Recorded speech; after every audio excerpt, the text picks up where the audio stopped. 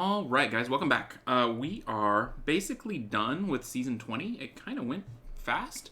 Here's where we're at, 1 day, 6 hours. So I thought I'd do my kind of wrap up for the season. I've checked in like a week or so ago, but I haven't shown a lot of the late matches, so I thought we'd look at some of those.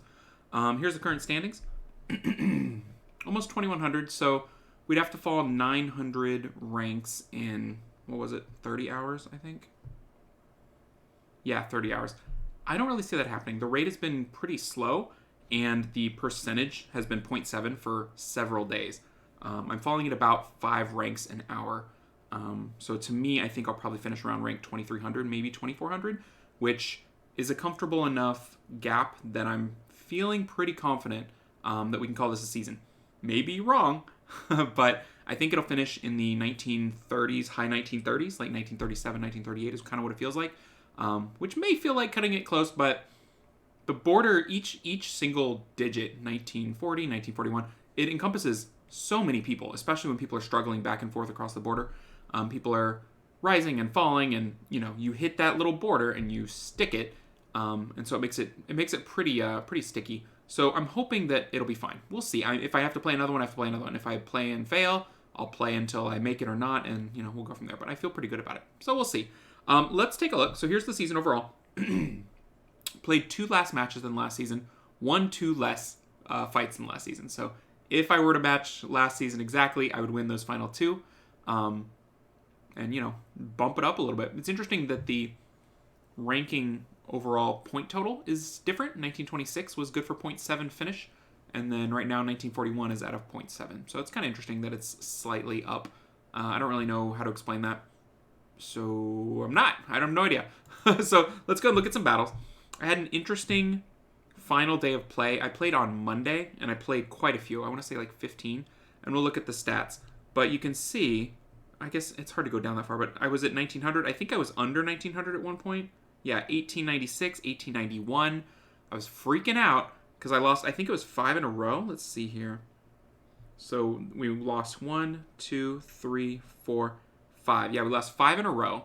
And I was like, oh no, they figured me out. But then I won 7 in a row to finish. 1, 2, 3, 4, 5, 6, 7. And that was it. So very streaky. And we can look at a little bit of how that happened. There's some other stats on another website that we can look at. But I feel pretty good about where I'm at, and hopefully it'll be good enough.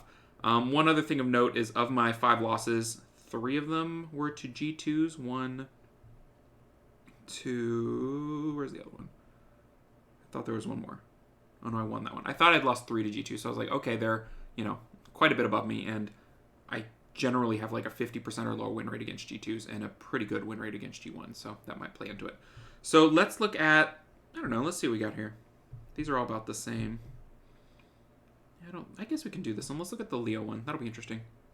Share. We don't need to share. We can just watch. So I kind of ended up running basically the same comp all the time.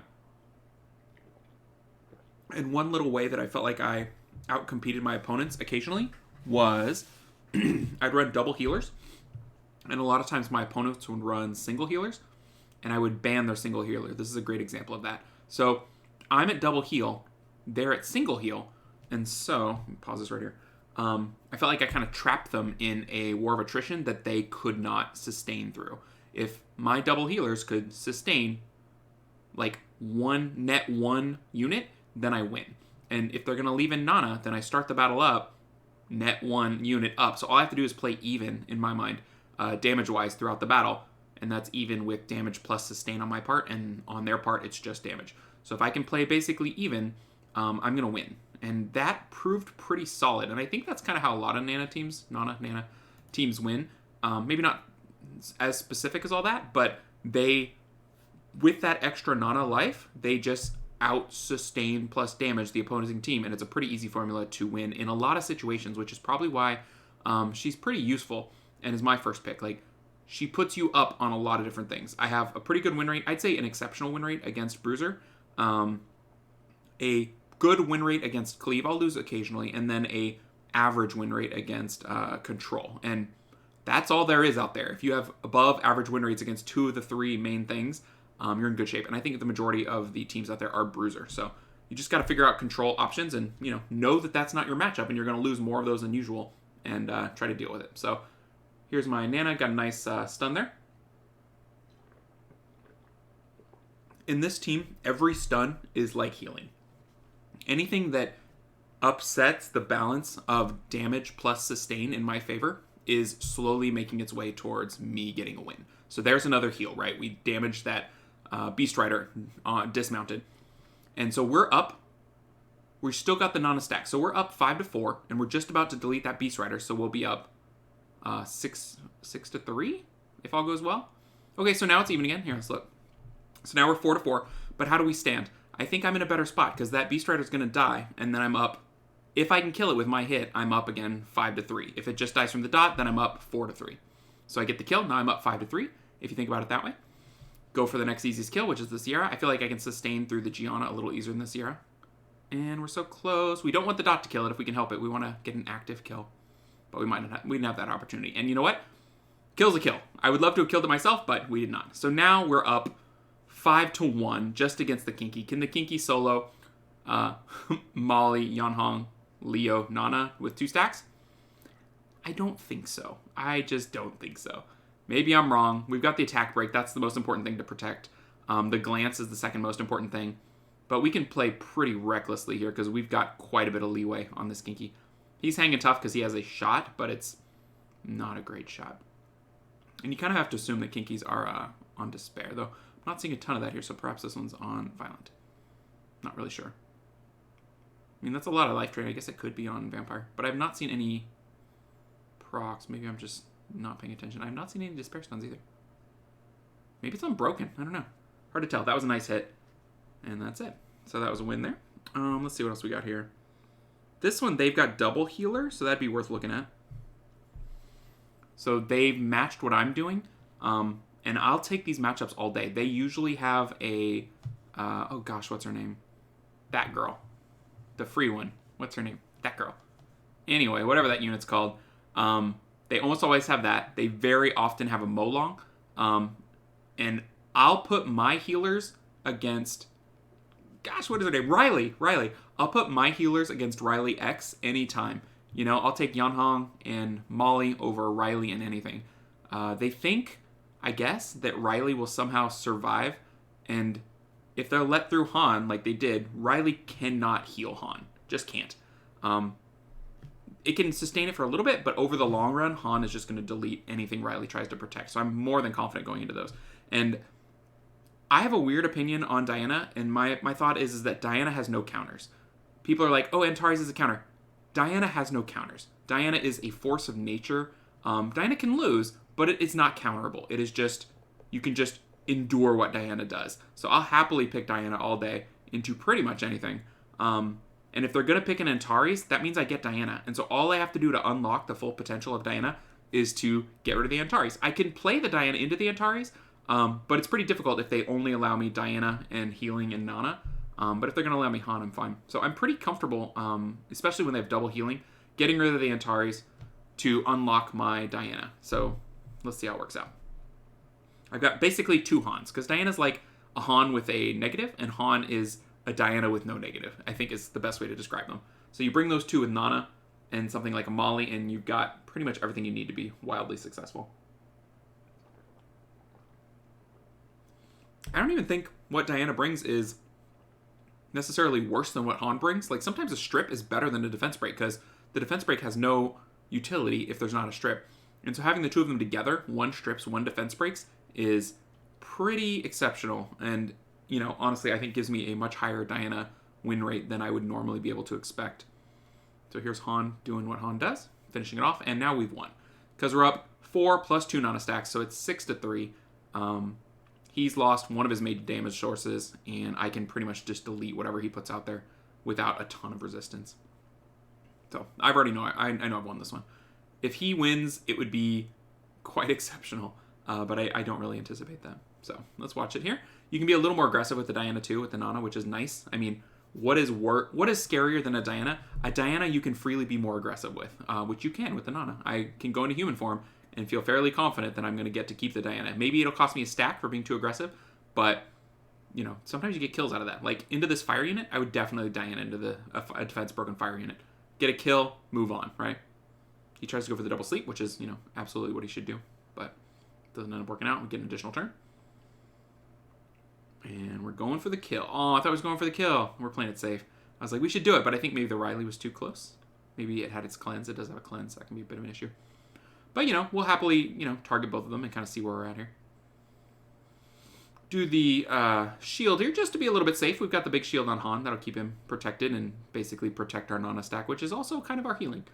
He's doing a pretty decent job of AoEing down as best he can, because that's really the only counter for Nana.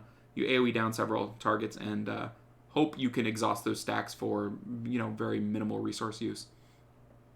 So we focus in on the Annabelle, get the kill there pretty quickly, and then we move on. You kind of assume that the Carnal is going to have a lot of HP. That Annabelle may have been on crit rate slot 4 or something like that, so it was a little bit squishier. This Riley is quite squishy, so I'm telling you this thing is on a resistance slot 6, which is basically not having a rune on its slot 6. Sorry, it's just the truth. Like, everybody out there running resistance slot 6 Riley, that's not stats. Resistance is not stats. It is something you put on there so that you can complain when people kill you, because accuracy is real stats. Resistance is not. Every point of accuracy I put on my unit negates a point on your unit. So I highly advise to not heavily rely on resistance. You're wasting your time. And even the complaints of someone who loses with resistance are incorrect, because your opponent should always be running accuracy, so you're intentionally running something useless.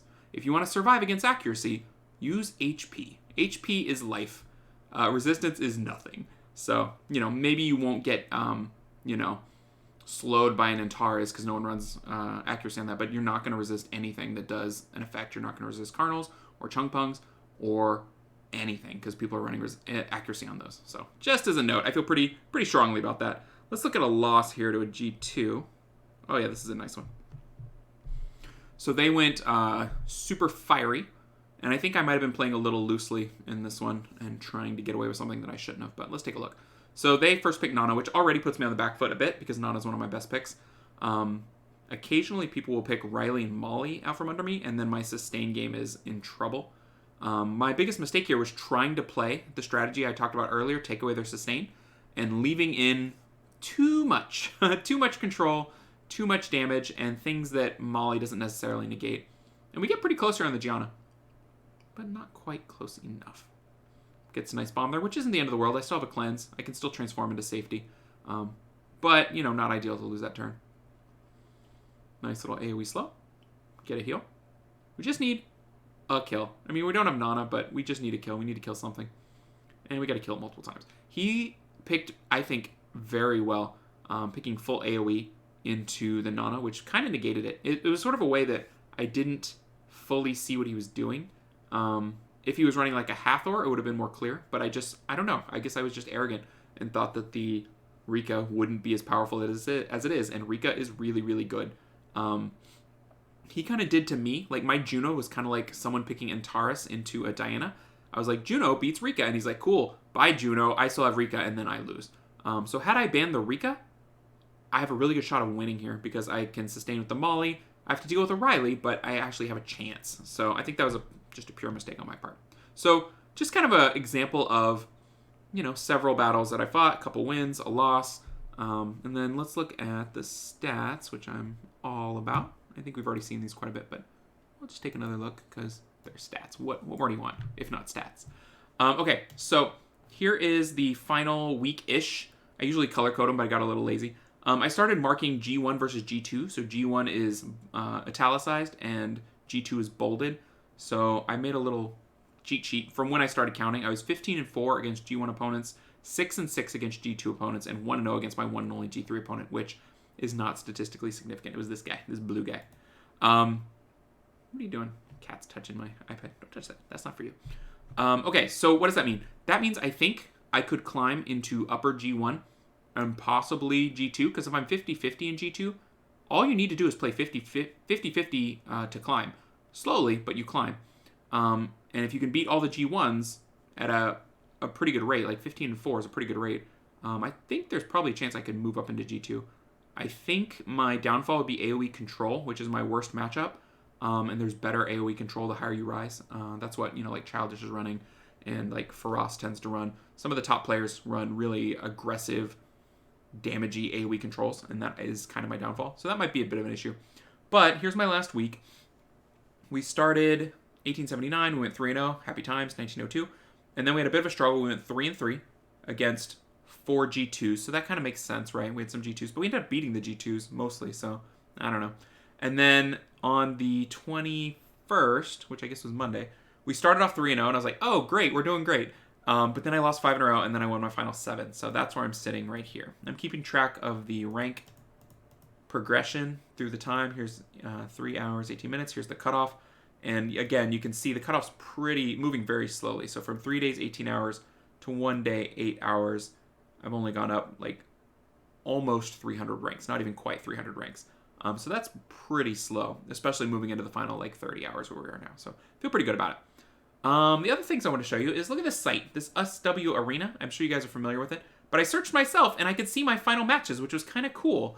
And it's got my usage rate and my win rate of just those couple matches. So my win rate with Nana, according to them, is 68, Yeonhong 66, Han 60, Molly 66, and Diana 66. So any kind of win rate in the 60s, especially the mid 60s, is I think pretty good. So I was pretty happy with that. And then I went to this thing, whatever it's called, sranking.com, and did the same thing. You can like type your name in. Look, I favorited myself. I'm my own favorite. It's got my little win rate here. That's over 22 battles, and apparently I only own 15 monsters. And it didn't quite get to my final point total, but that's fine. So again, here's my battles, my win rate with each monster. So Han's actually pretty low in this tabulation, and stuff like Wusa and Verd is pretty low. Juno also pretty low, but it's got my little battles here. I can't click review because I haven't paid anything. But in theory, review does something. I don't know. But it's just kind of nice to see who I played. This guy, this is actually pretty interesting. So this guy I played twice. Can I click on him? I don't know if I can. Oh, I can do it in the other one. Look at this. So I checked this out. It's this guy I played twice and I beat twice. He was playing this Cleave, and I beat it 2 different ways, so I was pretty happy with that. I played it with a little bit of speed, and I played it with my normal team. But look at this guy. His win rate is only 41% in what they've tracked. So to me, that means I got a lucky matchup in the system, because anybody with that low of a win rate on Rush Week is kind of easy pickings for most people. So that actually helps me. So look at these other guys here. This guy had a 48% win rate, 49. So not quite at my win rate level. Can I click on myself? Yeah, so 62% that they've tracked. Do they have any of my losses? They only have my wins. Let's see. So we can just check this guy too. So this guy, at least where they had him, really quite a high score, 2008, but a 50% win rate. So what that tells me is pushing my luck and queuing up is maybe a bit of a incorrect move. Maybe I would be a bit overconfident to queue up, because I've been getting people with 50-50 win rates or worse in the last little bit, whereas I'm up, so I go in with an advantage. I'm not getting matched up against people that I go in with a disadvantage against. So these are matches that I should win. So if I'm able... Oh, wait, loss? Oh, no, that's not me. That's him. I was like, ooh, let's see a loss. If I was able to see who I lost to and how that compared, that might be interesting and worth looking at. But I kind of got good matches towards the end, so I shouldn't be all like puffed up and like, oh, I'm great, because some of the matches might have been on the easier side to end the season. So just something that I'm thinking about when I consider, you know, what I want to do in terms of playing one more match. Of course, if you have to, you have to, but otherwise I'm pretty happy with the result. So anyway, that was a whole bunch of stuff. Hope you guys found it interesting. I like talking about it and my thoughts and my theories. So thank you for indulging me, and I hope everybody gets the finish they are looking for, and I will see y'all in the next video. Take care, everybody.